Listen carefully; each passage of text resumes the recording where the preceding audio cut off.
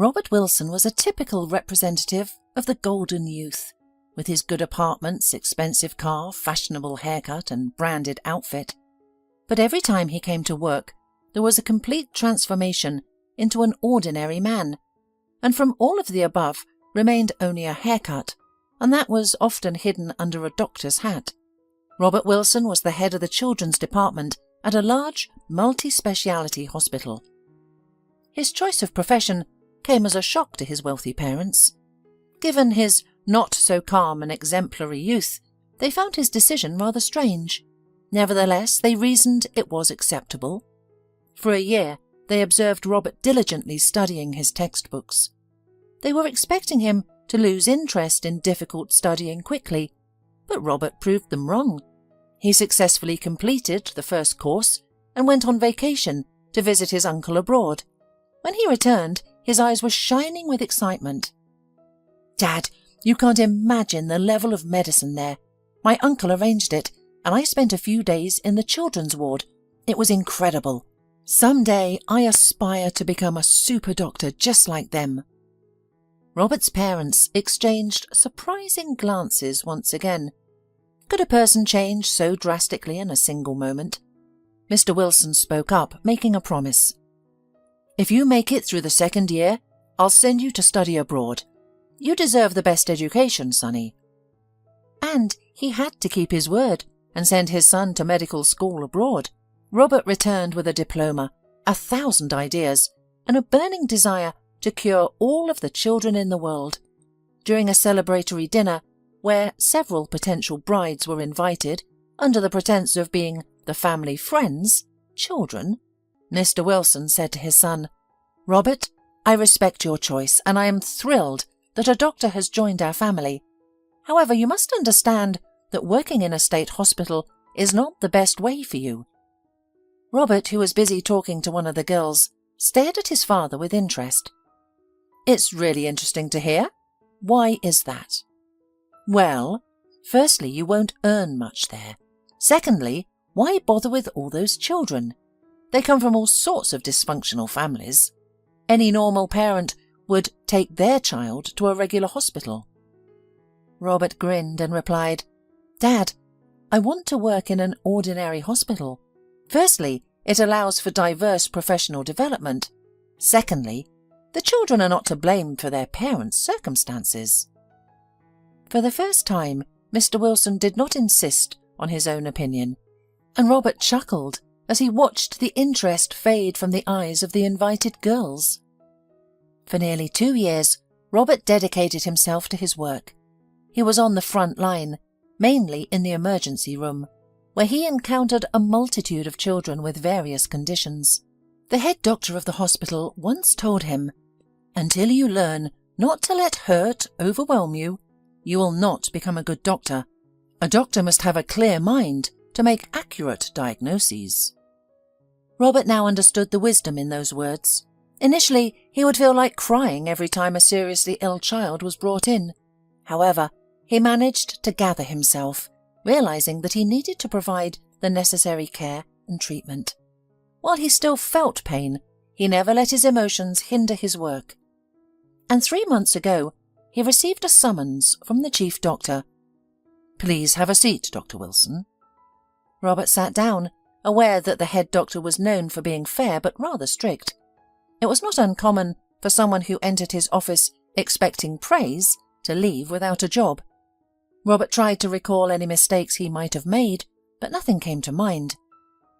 "Dr. Wilson, do you like working at our hospital?" "Everything is fine, Dr. Flannery. I enjoy my work, and everything suits me." The head doctor grinned.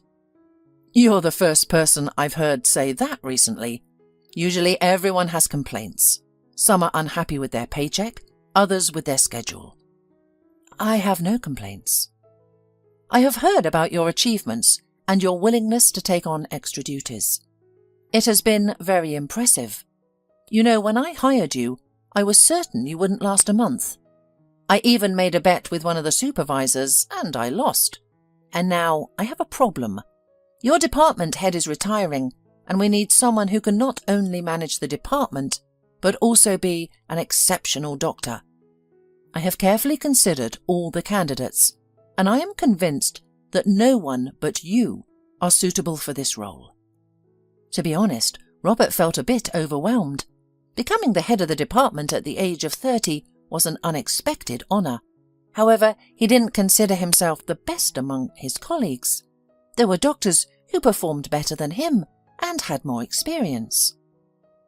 "I've already signed your assignment, so come straight to your office tomorrow and we'll change the sign today." Not much time has passed since then. It seemed to Robert that he had always been the head here. At first, his father tried to transfer him to a private clinic. But when Robert became the head, Mr. Wilson relaxed and said, "Okay, tell me what you want there. I'll sponsor your department." Robert hugged his father tightly and replied, "Dad, honestly, I need everything, but I'll be happy to help in any way." The department quickly became exemplary, the best in the city. Even the wealthy parents were now considering whether to take their child to a private clinic or to Robert's department. However, there was nothing to be surprised about. Robert's father was a man of his word, and soon the department had not only new equipment, but also a good repair and even a huge plasma screen in the game room. It was spring outside. Robert jumped out of the house early, thinking once again that his mother's morning calls were as invigorating as a cold shower. The mother's song was an old one. "Dear Sonny, you're already over 30 and you're still not married." Then there were long lists of those who already had grandchildren, then those who had children, and for dessert, those who had at least found their soulmates. Robert had neither the first, nor the second, nor the third, and Mrs. Wilson wondered what was wrong with her son. Robert couldn't tell his mother that he was sick of these conversations, so he listened patiently, sometimes giving some signs of careful attention. Robert had girlfriends, but whenever the relationship went further than just a few nights together, they, for some reason, started making plans for him to quit the hospital and open his own private clinic. Robert sincerely didn't understand why he would do that. He loved his job and did not want to change it for something else. After such conversations, mutual understanding immediately ended, and the girl's phone number was deleted from Robert's phone. Only once did the man have a problem with his girlfriend. Jagwiga was a very bright and spectacular brunette, spoiled by male attention, who knew exactly what she wanted from life. At that moment she wanted to be Robert's wife.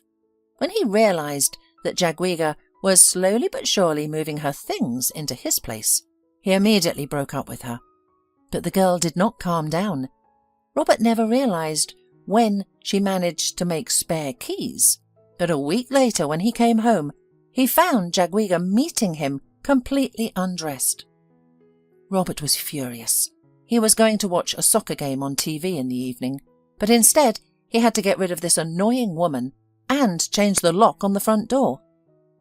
Robert parked his car in the hospital parking lot. There weren't many cars. He was always one of the first to arrive. "Dr. Wilson!"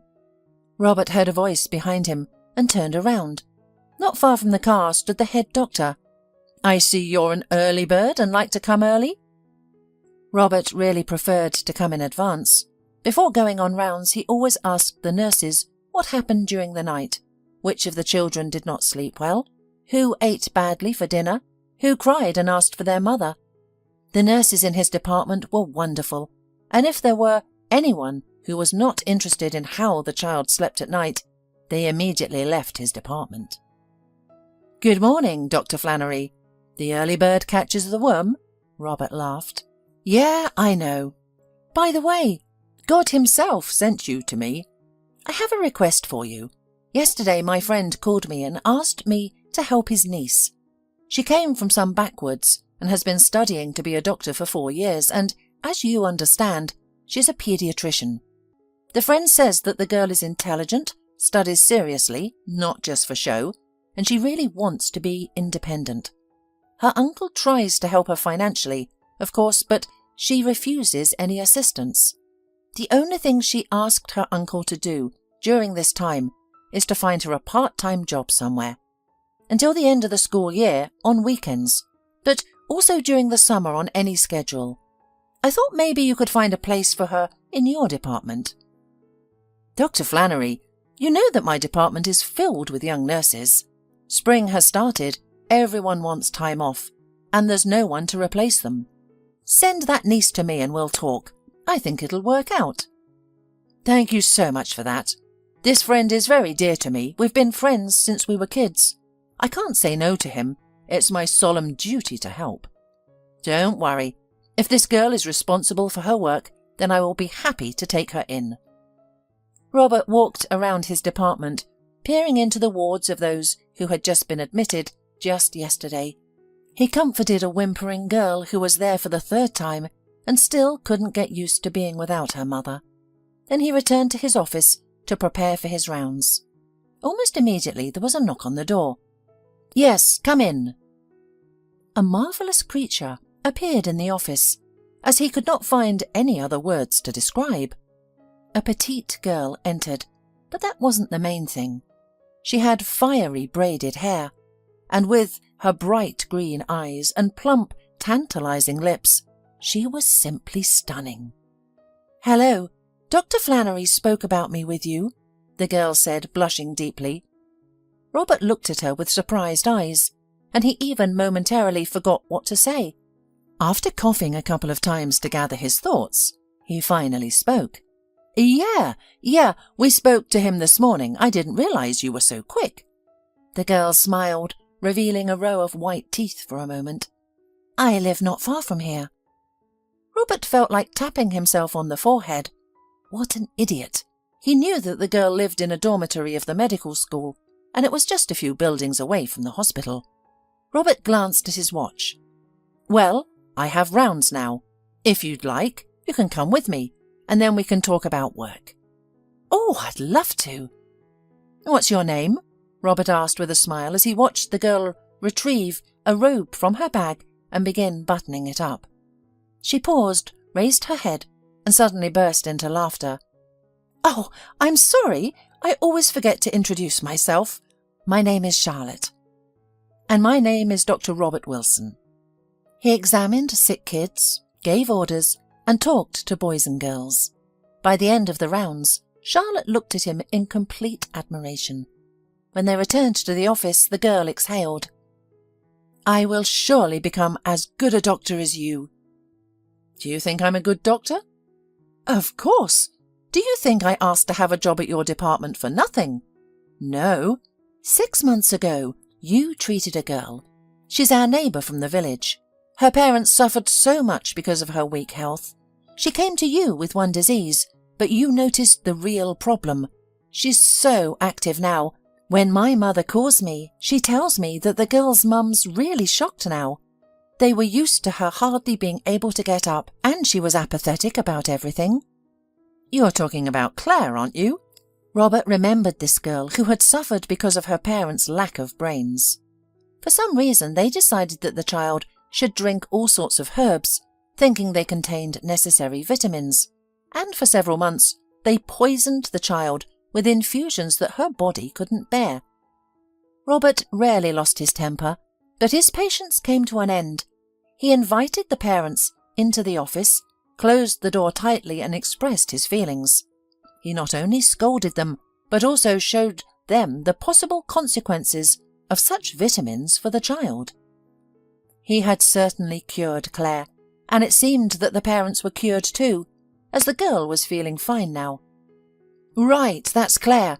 It's wonderful how small the world is. Claire's mum said you had literally shaken her up. She looks at everything differently now. So you're also a healer of adults." Robert laughed. "Well, you could say that too. Have a seat. I'll invite the head nurse over and we'll see how we can schedule you." Hannah was a burly, loud-voiced and professional specialist. When she appeared, the nurses immediately straightened up, but her face changed unimaginably when she saw a child in front of her. In that case, she spoke softly, and her hands were as soft as down. Any child who entered her field of vision immediately stopped crying. At first, Robert treated the head nurse warily and noticed how scared the nurses were of her. He thought that such relationships interfered with their work. But then, one day, a boy was brought to them by ambulance. He had fallen from a playhouse in the garden and appeared to have broken his leg. He was screaming in pain and wouldn't let anyone near him. His frantic movements made them fear he might injure himself further. His mother was on her way, but due to traffic, she wouldn't arrive for another 30 minutes. She was on the phone with the teacher, who was trying to comfort the boy and connect him with his mother. For about 5 minutes, the emergency room was filled with the boy's piercing screams, attracting the attention of almost half the hospital. Then Hannah arrived, and everyone parted ways to make way for her. The boy fell silent for a brief moment to catch his breath, and it was at that moment that she started speaking to him. After that, he never became hysterical again, and even allowed Hannah to administer a shot. 5 minutes later, the medication took effect, and they were finally able to begin the examination. Later, Robert found Hannah sitting in her office gazing out the window. When he entered, she stood up. "Shall I write an application for dismissal?" she asked.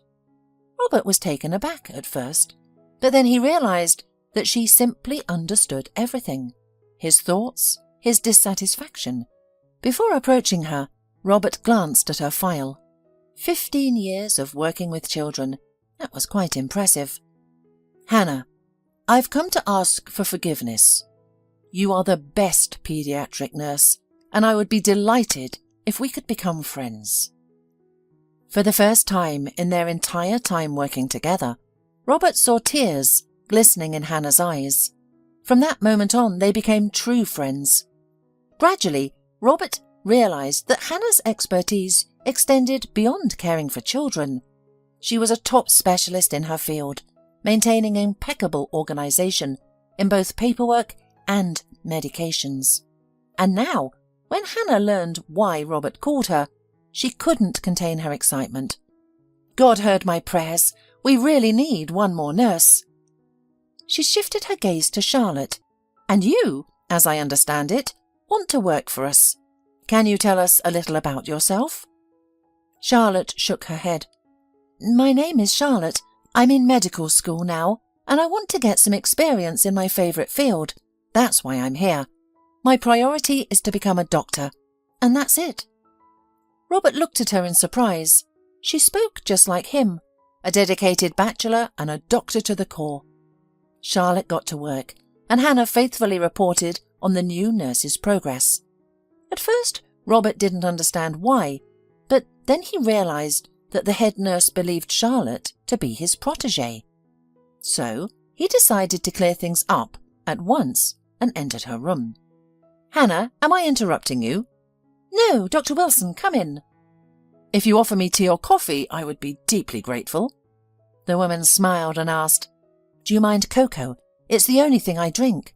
I always prepare it fresh for work and then put it in a thermos." "Cocoa? I haven't had that in ages. I'm all for it." As the cocoa was poured into mugs and a plate of sandwiches magically appeared before Robert, he began to speak.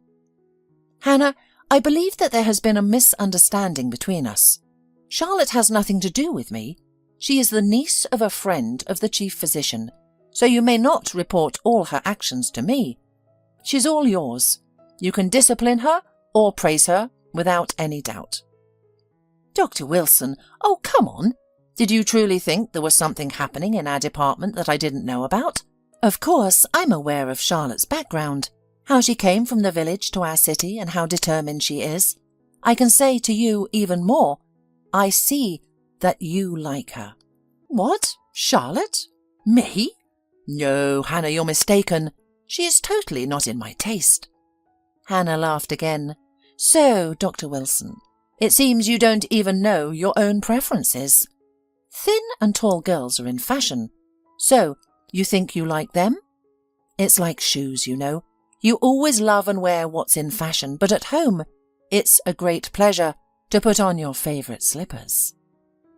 Robert wondered. In some ways, of course, the head nurse was right, but not when it came to Charlotte. He didn't like the girl at all. Or, no, it didn't matter.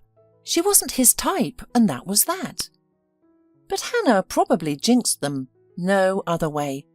Robert started to see Charlotte everywhere. Of course, he had seen her before, but now he couldn't stop looking at her. He unhappily noted that she had the kind of figure that most girls dream of, and her eyes. Whenever he met her gaze, he felt embarrassed for some reason and quickly looked away, afraid to look at her lips and embarrassed by his own thoughts. Charlotte had been working for 2 months already, and she had quickly become friends with all the nurses.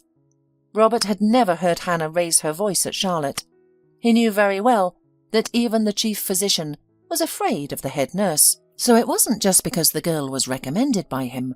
Apparently, she was really good at her job. One summer day, when half of the doctors were on vacation, Robert was on night duty.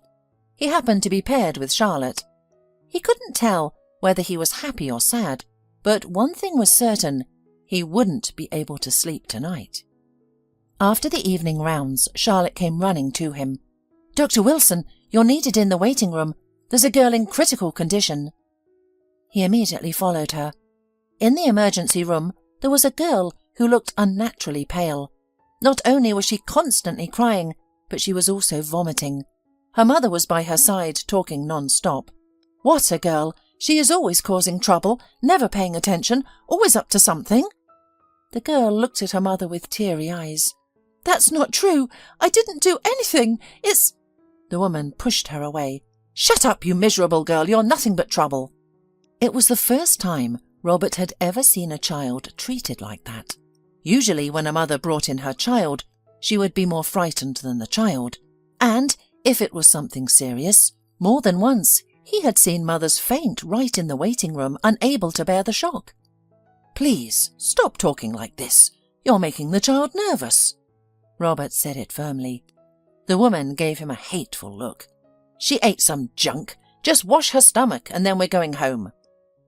"Whether she goes home or not is up to me." Robert shifted his gaze to the girl. She looked at her mother in horror, as if she had seen a ghost. Charlotte lightly touched his hand. "Robert, can I talk to you for a moment?" He had already finished examining the girl and nodded. They left the room. The girl was crying, and when her mother couldn't hear, she asked me not to give her back to her.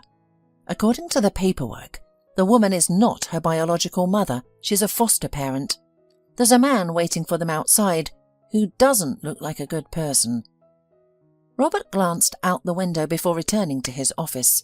Yes, there was indeed a man standing there smoking, but he was facing away and Robert couldn't see his face. "Okay, we'll figure it out later," the doctor said, returning to mother and daughter. "Well, I have bad news. We're going to keep the girl hospitalized until we find out what her body is reacting to. She'll have to stay in the hospital until all the tests according to the protocol are done." "No, she's not staying here. She's going home." "Listen to me, please, one more time. Your child needs to spend a few days in the hospital. Don't you care about how she feels?" "She's faking it. She's capable of anything. I know her. Come on, Yvonne. Get up. We're going home." Robert intercepted the woman's hand, which she was using to pull the girls after herself. "Please, calm down.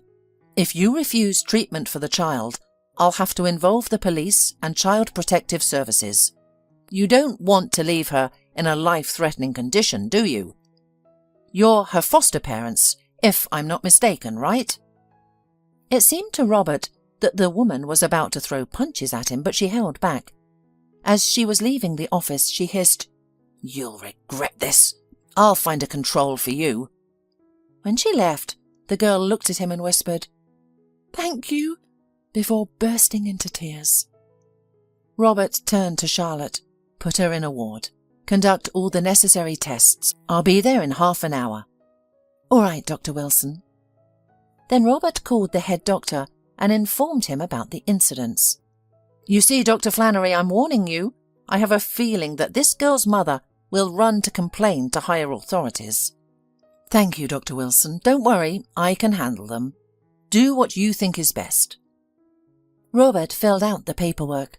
The girl turned out to be 8 years old, although she didn't look more than 6. Well, now he should examine her more closely. He entered her ward quietly. It was dark outside, and for some reason the light was not on in the room. Robert reached for the switch and froze. Charlotte was sitting on Yvonne's bed. She held the girl's hand. They were talking, or rather, Yvonne was talking, and Charlotte listened and only sometimes asked questions. The little girl was crying. Not everything was possible to make out, but in general, Robert understood what she was saying. "Please, don't send me back. I don't want to go any more. I can't. Dad always beats us up if we do something wrong. We come from school and they send us straight to the greenhouses, then to the stable. They have a big farm and only the 4 of us work there. Do you know what they feed us? Mother brings old bread and potatoes. Sometimes we even have to drink spoiled milk. I try not to eat at home, only at school. They feed us there for free. But yesterday Dad got drunk. He made us eat yogurt with mould on it. I immediately felt sick and then he hit me in the stomach, so I fell, and I felt worse and worse. And in the morning he insisted that I be taken to the hospital because he was scared, even though Mum said it would go away anyway." Charlotte asked, "So you're not alone there?" "No, they have 3 more foster kids and all girls. Only they're 10 and 11 and I'm the youngest. I don't know why they took me in. I can't even lift a bucket of water yet." Robert's hair stood on end in shock. He had heard stories like this before, of course, but now he was faced with them. He finally flicked the light switch. "Are you girls going to sit in the dark all the time?" Charlotte smiled and said, "No, we were just waiting for you. We got carried away and forgot." She stood up, began to get Yvonne ready for examination and suddenly froze. Then she looked up at Robert with confusion in her eyes. He shifted his gaze to the girl's abdomen. There was a clear boot print. He said nothing and continued to examine the girl. In addition to the print, he found many bruises, and the girl was very thin. Half an hour later, Dr. Flannery was already sitting in his office. He was so furious that he even took a sedative. "My granddaughter is 8 years old. I would kill anyone who even just laid a hand on her. And here is this. I've already called the police. They should be here any minute." It took another 2 hours to talk to the policeman, then to the woman from the guardianship authorities to write a report and to obtain permission to remove the children. When the woman from the guardianship authorities and the policeman were about to drive to that village, she suddenly stopped. "I'm going to bring other children to you. They need to be examined too." "Of course, we'll handle everything properly." Charlotte and Robert sat down in his office and drank coffee. Charlotte thoughtfully said, "I do not understand why they need such a big farm if they cannot cope by themselves." "Oh, Charlotte, I think it's pretty clear. If there were no foster children, there would be no farm. It's all about profit. Not only do the children work day and night, but the state pays well for it. And they're not their own. There's no need to feel sorry for them." "But how can that be? If they're orphans, they should be even more pitied." "Well, Charlotte, you think that way because you're a human being, and they are not. Not human beings." The police and the woman from the guardianship office returned 5 hours later. The woman kept saying, "This was horrifying. It was a real horror." And then it turned out that, at first, the police were not allowed in.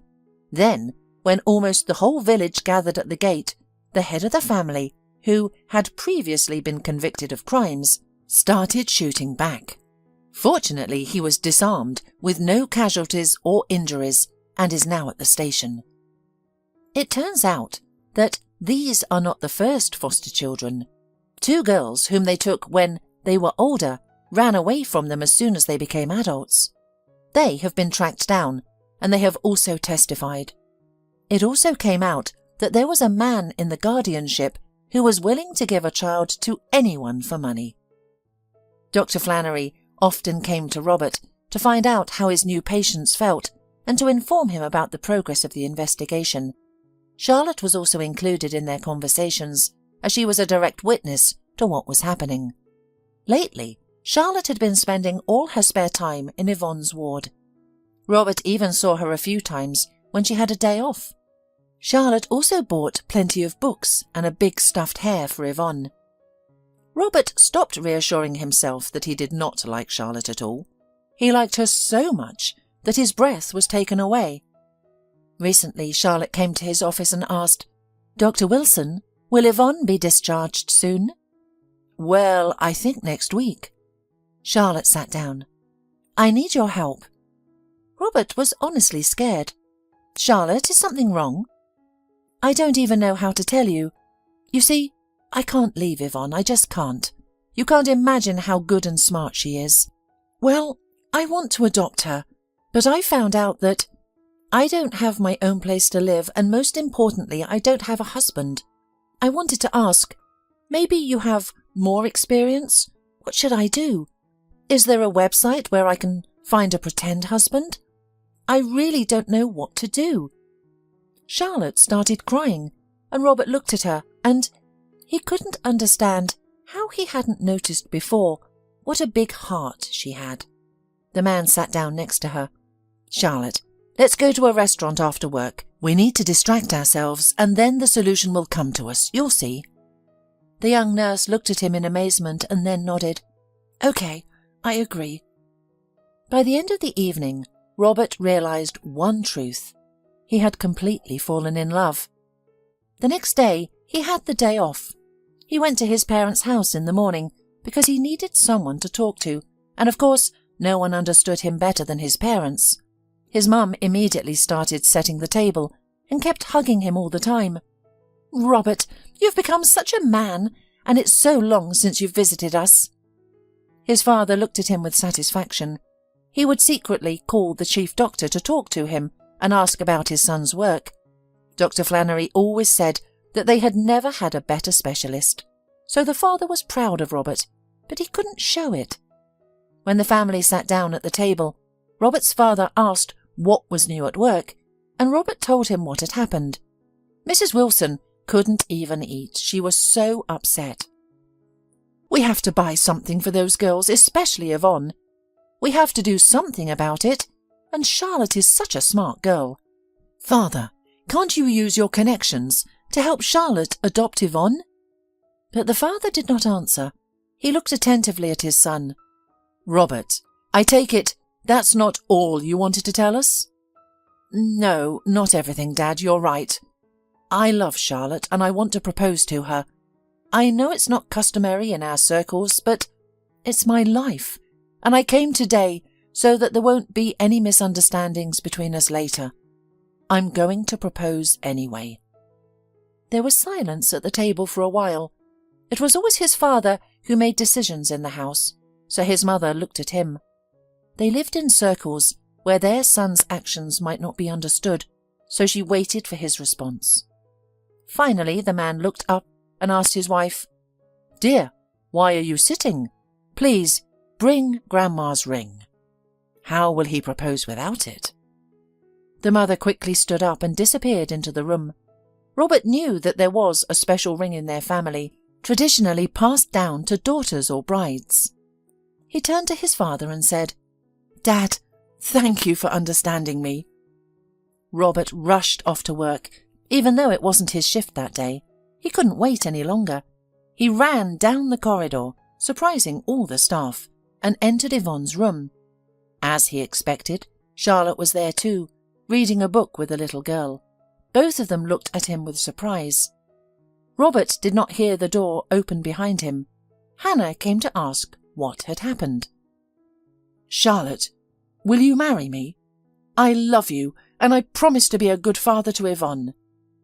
The head nurse smiled quietly and closed the door. It worked out exactly as she had planned, she thought to herself. And it didn't matter that she had manipulated the situation a bit by sending Charlotte to Robert for advice, and telling her that he certainly knew how to solve that problem. Charlotte stood up, bewildered. "What did you say? How can we get married? How can you love me? Did Hannah tell you everything?" Robert asked. "Tell me what?" "But I only told her." The girl realized that she had said too much and fell silent, feeling embarrassed. Then Yvonne, with a smile, spoke up. "Dr. Wilson, Charlotte told Hannah that she liked you very much. They thought I was asleep, but I heard everything." Charlotte became angry and ashamed, while Robert smiled. "Well, it seems like everything is falling into place. Charlotte, this is the ring that has been passed down in our family's female line. Tomorrow, we're going to the registry office, and then to meet my parents. You need to have this ring with you. Otherwise, I'll have problems with my mum." Charlotte shyly held out her hand, and Robert placed the ring on her finger. The woman from the guardianship office had been a great help to them. After the wedding, she quickly arranged all the necessary procedures to adopt Yvonne. "Here, Yvonne, congratulations on your new mum and dad. And to you, my dears, on your wonderful little girl." She handed Charlotte a folder with Yvonne's documents. Yvonne threw herself into Charlotte and Robert's arms, embracing them tightly. Life continued, but it took a new turn, reaching a more happy level, so to speak.